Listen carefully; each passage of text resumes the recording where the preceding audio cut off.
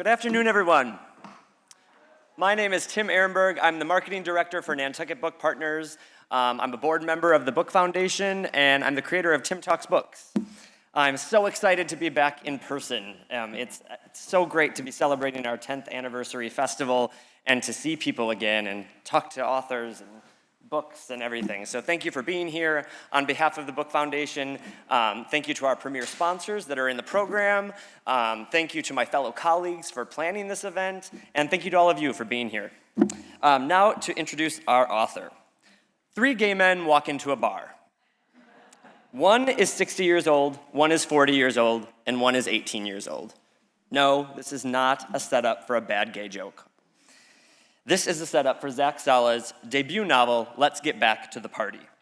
You see, while all 3 men in that sentence happen to be gay, they have all lived different experiences, and they all identify as being gay a little bit differently. It was very important to me, and June is LGBTQ plus Pride Month, and it was very important to me and the other literary festival committee to get an author here to talk about what it means to be gay in contemporary America. Zak Salih earned his BA in English and Journalism from James Madison University and his MA in English from the University of Virginia. His fiction and nonfiction have appeared in Foglifter, Epiphany, Crazy Horse, the Florida Review, the Chattahoochee Review, the Millions, Kenyon Review Online, the Los Angeles Review of Books, and other publications. He lives in Washington, D.C., but he is here today. Please join me in welcoming Zak Salih. Hi, This is working. Hi, everyone. Thanks for coming to my coronation ceremony. It's really great to be here. This book published during the pandemic, so I didn't get to see a lot of people, didn't get to meet a lot of readers. So it's very nice just to be actually out in public and having to wear something other than sweatpants and to see smiling faces. And so thank you all for coming out, so to speak. Well, thank you for being here. So let's start from let's get back to the party, I guess. Okay. What first sparked the idea for this book? What first sparked the idea? So a lot of this book, I think the driving engine of this book was I wanted to write a story that was less about coming out and more a story that was about what is it like to come into a community, and come into a community at a particular time in that community's history. Both the main characters in this book are in their mid-30s, as I was when I wrote this. And they're part of, I guess, what I would kind of consider a hinge generation of gay men, and I think by extension, perhaps, a lot of queer people, in that I was born too young to really, I was I think 5 or 6, during the AIDS epidemic. But I was too young to identify, that kind of collective trauma with anything personal. I mean, I certainly wasn't out. I had no conception of myself as a gay man at that stage in my life. Those events were happening to people other than myself. At the same time, I was really born too young to take advantage of I think what we're seeing as an enhanced kind of social visibility, right? I mean, especially available for a lot of queer kids at younger and younger ages. I mean, same-sex couples going to their proms, gay student administrations in public schools, and things that just would seem so foreign to me. So it kind of, the idea behind this book was to kind of capture what is it like to have to kind of be caught between these two very different experiences, these two almost kind of polar opposite ideas and relationships with the gay community, and that's kind of where it started from. Yeah. So when you mentioned we meet in its pages Sebastian and Oscar. Can you tell everyone about them and everything from their name origins, which I think is so interesting, to their different personalities and opinions? Right. So the 2 main characters are estranged childhood friends, and they meet at a wedding. The novel takes place in the summer, between the summer of 2015 and the summer of 2016. So right on the heels of the Obergefell v. Hodges Supreme Court marriage equality ruling and the Pulse nightclub shooting, which happened almost exactly a year later. So they meet at the beginning at this wedding randomly. They're estranged childhood friends. And they both have very different ideas about what it means to live authentically as a gay man. And so this novel kind of follows their interactions throughout the course of that year. One character is named Sebastian Moat. He is a lover of art. He teaches art history and English in high school. The other is Oscar Burnham, who is a graphic designer. Oscar is, for lack of a better word, a very kind of dyspeptic personality and someone who is actively raging, sometimes in sophomoric ways, against what he sees as kind of the commodification of gay culture. The kind of conformity and heteronormativity that he sees symbolized by gay marriage. Sebastian, on the other hand, is someone who, for lack of, just wants that white picket fence and wants a relationship and wants everything that he perceives everyone else has, and he sees that he should have that as well. Can we get a taste of each voice? I think you were going to read from each kind of character to get it. I just so happen to have a couple pages marked off here. Oh. So the novel alternates between the voices of Oscar and Sebastian. I'm going to read from Oscar's section first. They're both written in different voices, and I think we can talk about that later. So I'm trying to think, what kind of setup do you need? Not much. Oscar, to say the least, has had a very troubled relationship with his family. He was estranged by them after he came out, and basically his father gave him enough money to finish college and said, "You can never come back." And so, as you can imagine, that has some profound effects on him as a human being. At this section of the book, it's the spring of 2016. Oscar has gotten a phone call from his mother saying that his father has passed away and has gone to Ohio for the funeral.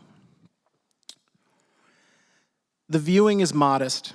A few family members, some aunts and uncles, cousins so young they've no idea who I could possibly be, friends from my father's church, a few lost souls trucked in from Holly House.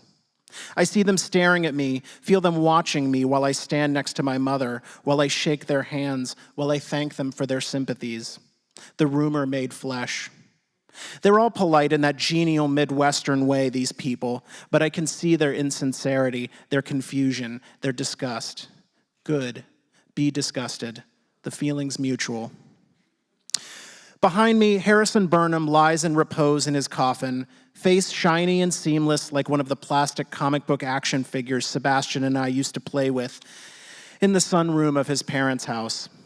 His hands are clasped over his crotch the way he'd often hold them in life while watching me stumble through soccer games or waiting while I got a haircut. Thick, proud hands I recall faintly, cutting grilled chicken breasts into more manageable squares, pulling the television remote out of my hands when it was time for bed, applying bandages and ointments. Hands that also slapped and spanked, that slammed on countertops in fits of anger whose unspoken cause I always felt was me. They remind me, to look at them now, of another pair of hands, hands that grip glass after glass of scotch, that used to chuck me on the chin and now can't be bothered to respond to my texts and emails and calls. "Hello, Oscar," Aunt Emma says. "How have you been?" "Good," I say. "Hi, Oscar," my mother's work friend Lucy says. "And how are things?" "Fine," I say. "Oscar," the pastor says, "keeping those fools in Washington honest?" "Trying to," I say. 2 miles south, the afternoon skies hold off on their thread of rain long enough for us to bury my father. The cemetery is a modest acre of flat land lying in the shadow of a water tower. My father's casket stands on its bier over the pit into which, once we've turned our backs, it'll be lowered. To his right, there's a bare patch of grass that, one day, will open to receive my mother, the two of them sandwiched for eternity between Michael Blas and Peter and Janet Menkitty. There's no space, I see, for me. One by one, we come and drop flowers on the casket. My mother looks at me as I toss mine onto the pile and smiles. Through a small gap in the fake turf by my feet, I see the grave itself, a horrible darkness, and I have to step away from the group and walk off until I find a stone bench on whose seat is engraved the words, "When someone you love becomes a memory, the memory becomes a treasure." I pick at blades of grass around my shoes and wish I could talk to Sean. Across from me, a small headstone reads, "Alan Talbot, beloved son, 1964 to 1992. Not even 30 years old. Cancer, perhaps? A brief illness? Were you disowned as well, Alan Talbot, beloved son? Did you come home to die, or did they have to ship you back here? If you see my father down there, Alan Talbot, beloved son, tell him I saw the photo. Tell him I don't need his prayers. Tell him, with respect, I won't die like you, buried in shame under mounds of dirt. No. Tell him I'll die out loud. Tell him I'll die on fire." And this next section is same time, spring of 2016. Sebastian is hired to kind of serve as the overseer of his high school's queer student union. And as a result, he's cultivated this friendship with a 17-year-old student of his named Arthur Eyre. And they have begun this thing where they bond over their love of movies, and Arthur stays late after school in Sebastian's trailer, and they watch films. So that's where this begins. I began to stay late at work, later than usual, grading practice exams, making up for the time I lost watching films with Arthur. Cool spring air came in through the open windows of the trailer, carrying with it the call and cry of lacrosse players from the nearby fields. At 7:30, I looked up from my desk and started when I saw Arthur sitting there. No, not Arthur.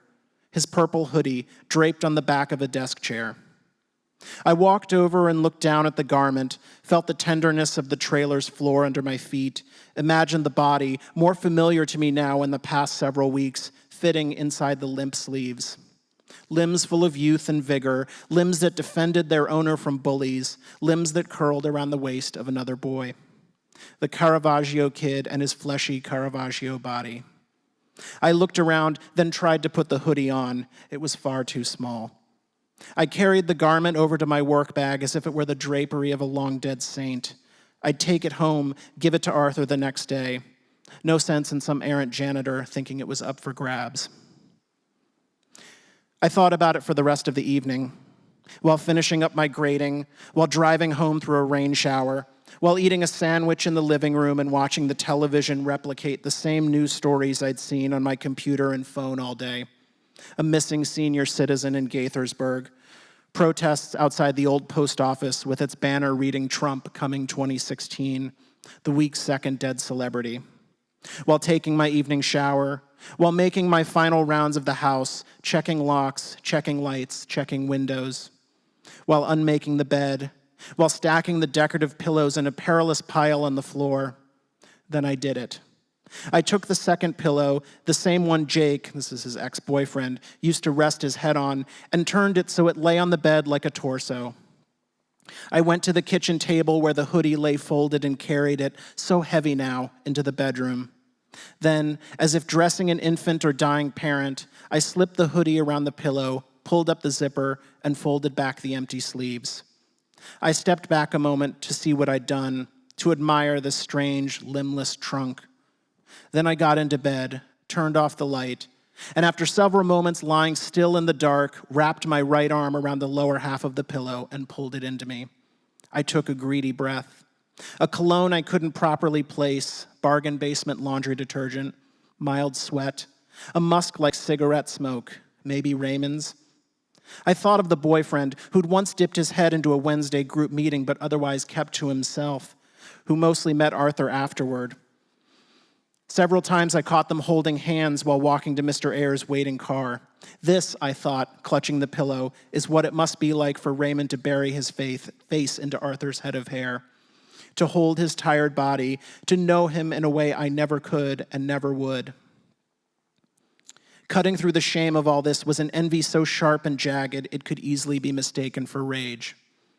I wanted Arthur. No, I wanted to be Arthur, because if I were Arthur, I wouldn't be myself. If I had his life, then I wouldn't have to have my own. Thinking of the two boys slumped into one another on the living room couch, watching the movies I'd recommended, I clutched the pillow tighter.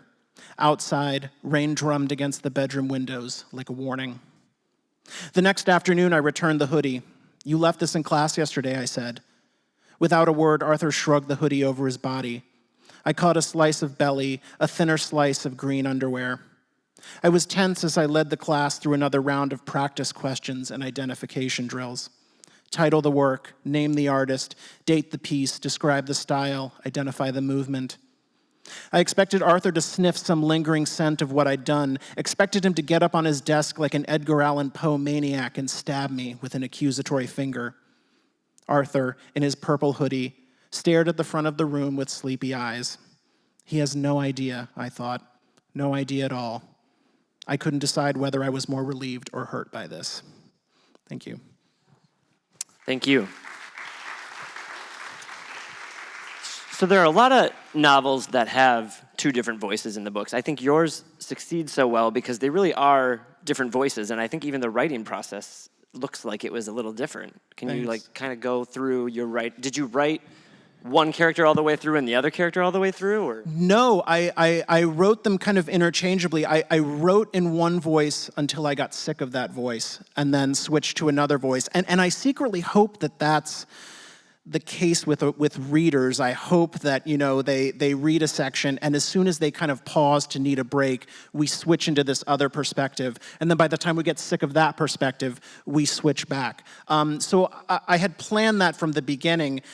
And I knew I wanted these voices to be as distinct as possible, I think, to reflect the kind of polar opposites that these two characters are, and to see if they can kind of try. I mean, so much of this book, speaking about the theme of this literary festival, is about them trying to connect, or in many cases failing to connect with one another. And I wanted that to even kind of resonate on the page visually with the way the text looks. So Sebastian's sections are written in the past tense. He's a character who lives in his head, who lives in the past. Oscar's are in the present tense, specifically because he can't be bothered to think about the past because it's hurt him so much. Sebastian's sections are written just long, uninterrupted paragraphs. I really wanted to create the sense of this character who is literally, in a sense, using the past to brick himself off from life and from the world. And then on the other hand, Oscar's, the style of Oscar's passages are very kind of spiky and flighty and superficial, I think. So there's a section about bullying that really hit home for me in this book, and it's not the bullying that you'd think. It's almost like an internalized bullying. I didn't need peers to bully me at that age. I had myself, a bully I couldn't escape, a bully I slept with, showered with, ate meals with, a bully who was less a person, more a heavy wool blanket. Internal homophobia within the community and judgment within oneself, I think, for queer people is a real struggle, and I just was wondering if you have any kind of comments on that and what goes on. Yeah, I mean, the closet is not a pleasant place to be in, and getting out of the closet, I think, is only half the battle. I think certainly in my experience, and I think a lot of other people's experience too. I mean, because so much of those wounds linger. It's not enough to exist in the world. One has to take a kind of pride in oneself, and I think that's easier said than done. The project of pride is a lot of hard work.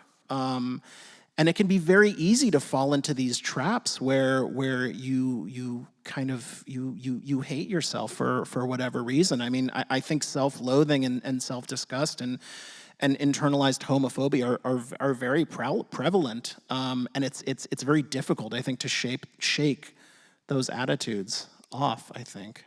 And there's even something about other gay men judging other gay men, just like this book being like, you're not being gay, right? Like, right. The way I'm gay is better than the way you're being gay or how it should be. Right, exactly. I mean, I really wanted to focus on writing about story about gay men, not in the context of the straight community, but in their own context, right? And you know, the unfortunate truth is that I don't think being queer precludes someone from being an asshole. You know, we can certainly be our own worst bullies. We can certainly bully one another.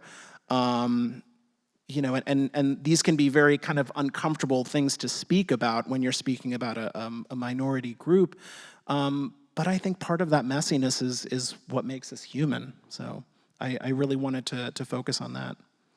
So the book is, for those who have not read it, it's peppered with art and artists, and I love books with art in it. What does art mean for you as a writer, and why did you include all of them in this novel? I just love art, and it's my damn book. So, you know, no, art has always fueled me creatively, especially the visual arts, which I suppose is maybe a bit counterintuitive, being a writer. There are so many great books out there, the ones at this festival and so many others. And I find that reading books, when I finish reading a good book, the last thing I want to do is sit down and write, because I just think, this is just so good. Why bother?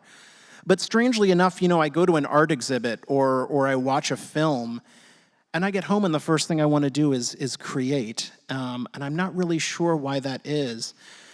But the thing that also interested me about visual art and why it's so prevalent in the book is the different kind of layers of meaning, and the way that when we engage with a work of art, I mean, we're projecting so much of ourselves onto that piece. You know, we're not just looking at, let's say, hypothetically, the painting, but we're also engaging with what the painting represents to us, if that makes sense.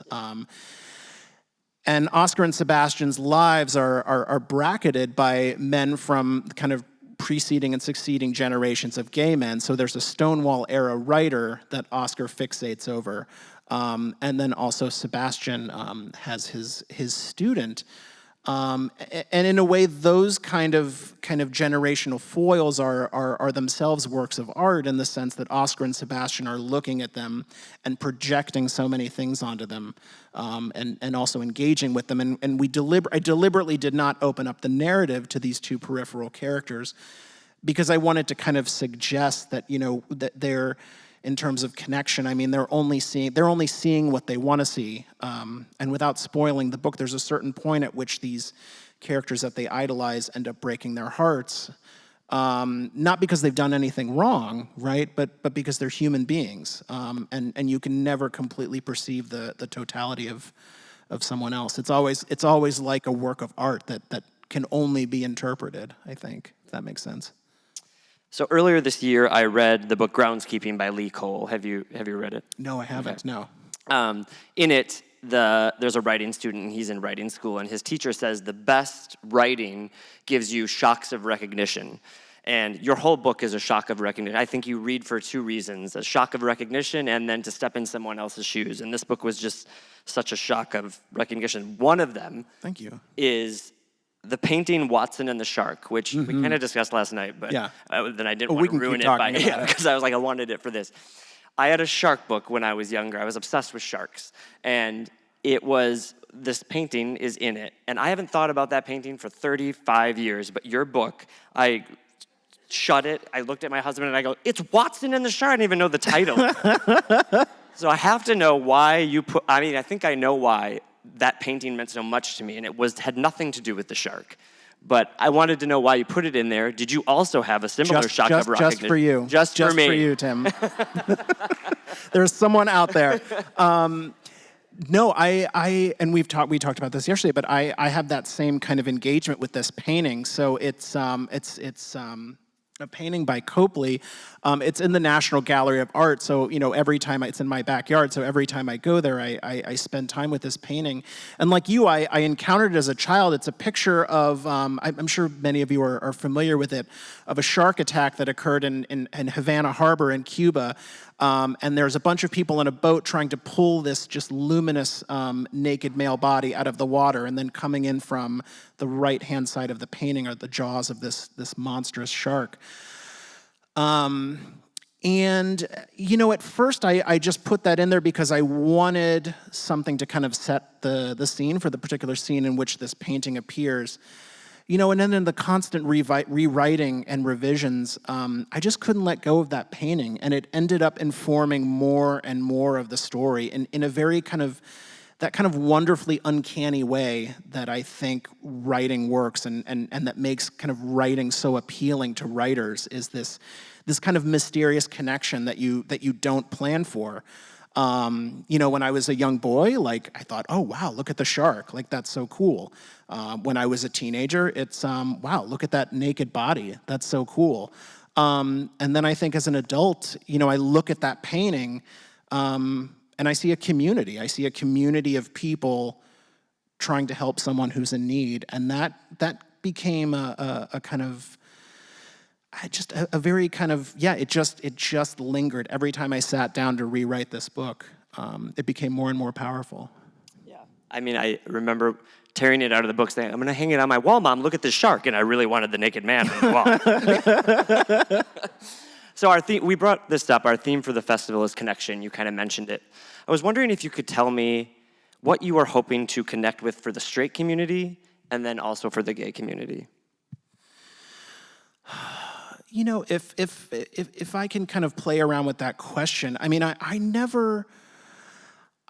just thought about a community of readers. I realize it sounds like I'm just trying to kiss everyone's ass, but I really did mean that. I didn't think about this in terms of how is this going to resonate with a straight reader versus how is it going to resonate with a gay reader, and what kind of connections are going to be made.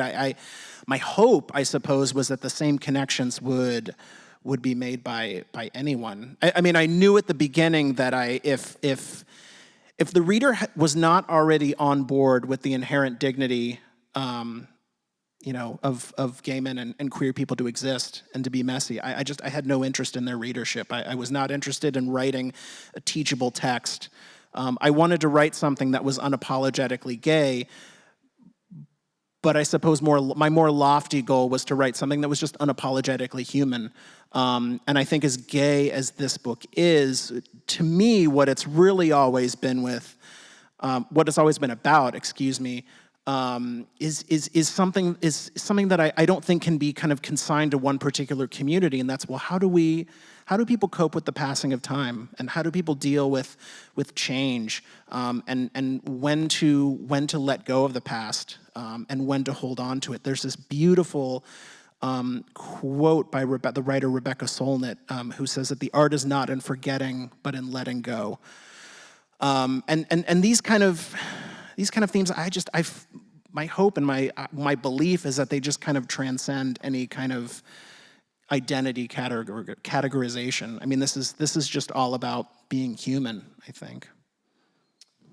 So book banning is so rampant right now. I would say that every list that I look at, it's either about race or LGBTQ plus issues. The Don't Say Gay bill in Florida. This is kind of a profound question that neither of us are going to have the answer to, but I'm wondering your thoughts on this and why in some states that the word gay is more dangerous to them than the word gun. Wow, I can't. I don't know if I can. Wow. Look, I am by no means any expert on history. I still think this country just has a strange attitude towards sex. I think something about sex is just very unsettling to a lot of people. I mean, it's a very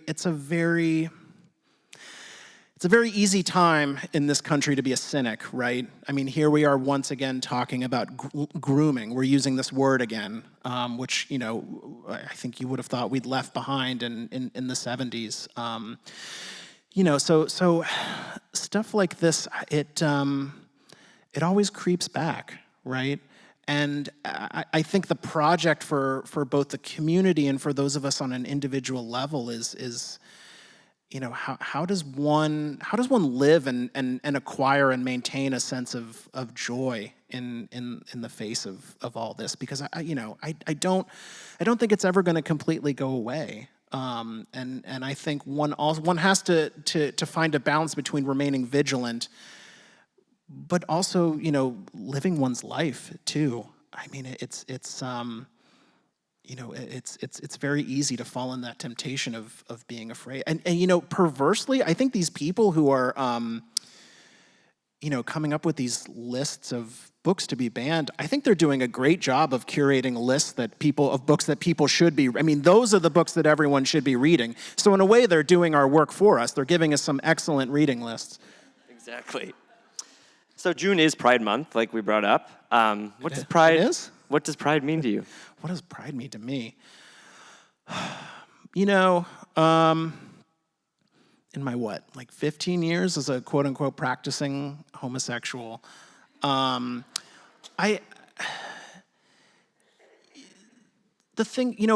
to me is, there are two things I think that I think about when I think about pride and the kind of obligations that a queer person should have. The first, I think, is to be out where and when possible, because I think existence alone is a political act, and visibility is a political act. So where and when possible, yes, I think that queer people should be living out and be proud of that. And the second is to recognize that one is part of a community, right? A community with a history, with different generations, a community that is built on stories, certainly of oppression and trauma and pain, but also on incredible resiliency and beauty. And I think those two things are really all you need. I mean, it's so easy to get swept up in the kind of popularity of gay and queer culture, and am I wearing the right clothes? Am I reading the right books? Am I sleeping with the right amount of people? Am I listening to the right music? And my thoughts on that is you should just treat it like a buffet, right? Take what you want, take what you're in the mood for, and if you're not in the mood for it, leave it behind. Someone else will take it. And I think anyone else who tells you otherwise is probably trying to sell you something that you're better off without. If not too personal, how was your coming out experience? I was very fortunate. So I feel like it's the Golden Girls. Like, picture it, Charlottesville, 2005. I came out in the space of 6 months to everyone because I had been, closeted for my entire life. I didn't even have the luxury of having a secret life, so it wasn't like I was, gay in the shadows or everything. I mean, I was oppressive even to myself.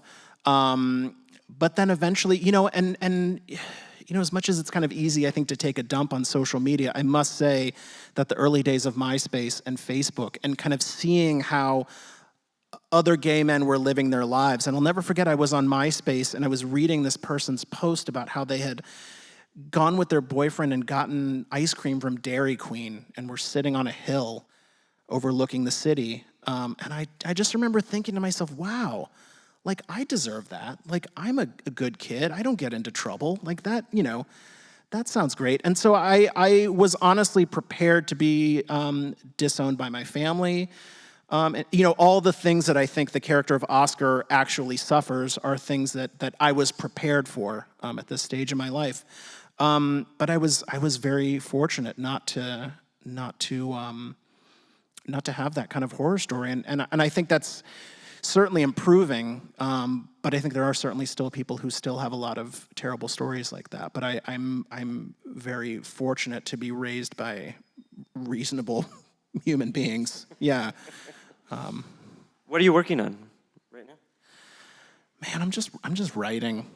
I've got a couple things in the works that are kind of being passed around with people in New York. So we'll if everyone will cross their fingers, that'd be very helpful.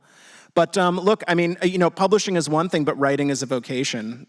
It's kind of a way of seeing and interpreting the world and making sense of it. And so I'm writing every day, or well, not every day. I don't think I'll write while I'm here, but because it's too beautiful here. But I stupid me, I can't stop writing. So, what are some of your favorite novels or books or nonfiction? Oh, man. Well, I guess since it's Pride Month, I should probably give you some, good Pride reads. And I mean, this, of course. But if one is not in the mood for this, Look, it's a great time to be to be queer and literate. There's so many great books out there. I could just run off a litany of names: Carmen Maria Machado, Alejandro Varela, Chris Gonzalez, Isle McElroy, Garth Greenwell. One of my favorite writers, Andrew Holleran, just came out with a new book, The Kingdom of Sand, that I'm excited to read about.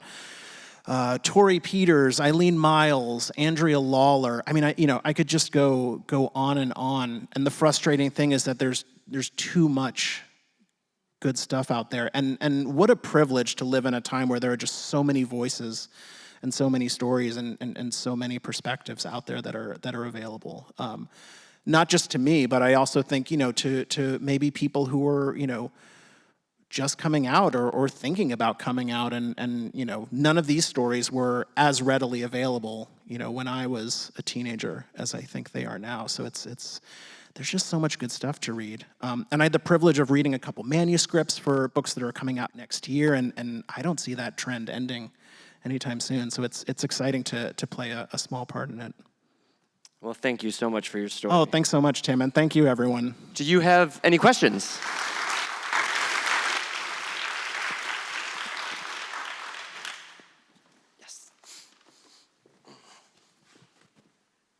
Thank you for coming. I work with a lot of trans kids. I'm a mental health professional, nurse practitioner. And they're, for the most part, the families, well, some of the families are supportive, some aren't. There's a range, of course. But I was wondering what you think about the health care that kids are going to get in the don't say gay states, the harm that's being done to those kids now that can't get treatment, and the families will be prosecuted or persecuted by. Yeah, I don't want to get too political, but it's doing an immeasurable amount of harm, and I think it's ironic that harm is coming at the hands of lawmakers who profess to be pro-life, right? I think that's all I want to say about that. But yeah, it's troubling. It's awful. I think the community activism. That's where I see the work that you're doing and the work that other organizations are doing. That I think is the solution. I sometimes wonder how much we can rely on our elected officials to take care of stuff like that. Yeah, it's very concerning. Anyone else? I read the book and I loved it. Oh, thank you. And when you were writing Oscar and Sebastian, did you picture, I don't know if you think about your book as becoming a movie at one time, and you see in your mind like who you'd like to see as Sebastian or as Oscar, or? Oh man, I'm loath to answer that question because I don't want people to read this and then see someone. I don't know, Tim. Who would you think? I can't. I'm not really good at matching up. So the models for these characters, I'll say, are just kind of Frankenstein composites of people in my life. So I never wrote about them kind of thinking about celebrities or who would portray them.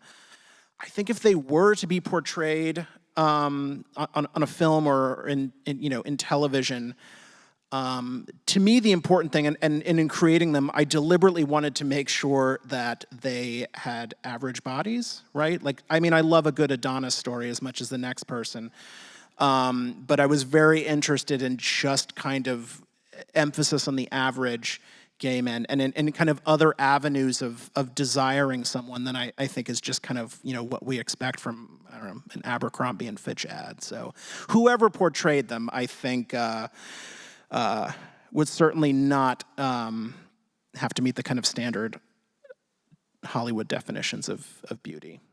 Did I skirt around your answer enough without without committing to an actor? Anyone else?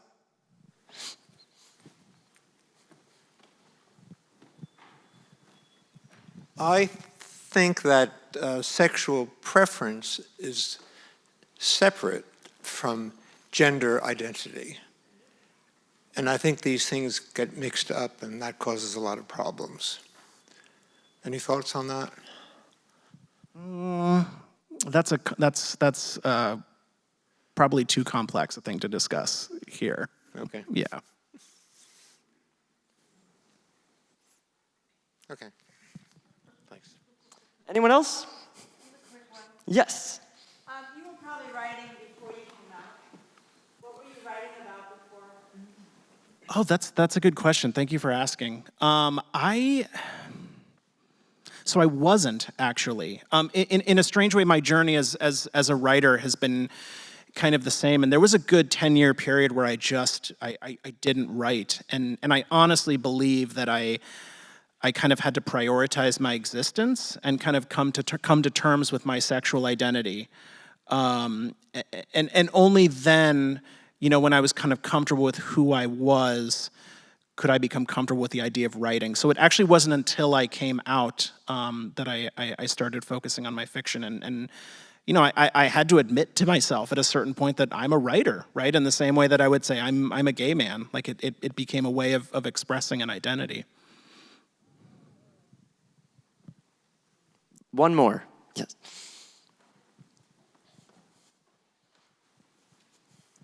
Thank you. So my question is, my nephew came out to the family at the luncheon immediately following his high school graduation. And I'm very happy to say that even my elderly father was very accepting and supportive. But as family members now, beyond that moment of, making the announcement, how can we best support him in his journey through life now? Wow, that's a good question. I think you're doing it. I think being there. I think being there is enough. Being lending an ear, being supportive. I mean, coming to the defense of people in need. I think that's enough. One doesn't have to perform feats of superheroism in order to be an ally, right? I just think being there. Thank you so much, Zach. It's Thank such you. a privilege to Thank talk you, to you everyone. today. I really appreciate it. Thank you.